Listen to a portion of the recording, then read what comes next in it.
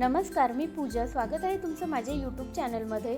तर आज आपण लस्सी कशी बनवायची ते बघणार आहोत. उन्हाळ्याचे दिवस आहेत, तर शरीराला थंडावा देण्यासाठी थंडगार लस्सी झालीच पाहिजे. लस्सी बनवण्यासाठी एका बाउलमध्ये आईस क्यूब्स घ्यायचे आहे. 1 वाटी दही घालून घेऊ. घरी लावलेलं दही मी वापरते आहे.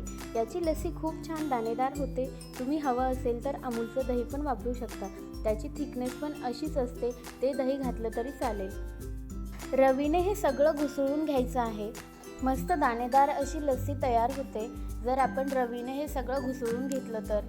4 चम्मच मी पिठी साखर घातलेली आहे. साखर तुम्ही तुमच्या आवडीप्रमाणे कमी जास्त करू शकता. इलायची पावडर घालायची.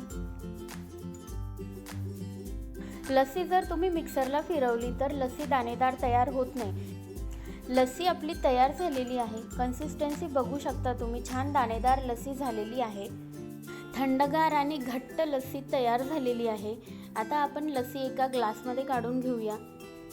रेसिपी कशी वाटली हे मला कमेंट बॉक्समध्ये नक्की सांगा आणि त्याचबरोबर व्हिडिओला लाईक करा, शेअर करा आणि माझ्या चॅनलला सबस्क्राईब पण कराल. Thank you for watching.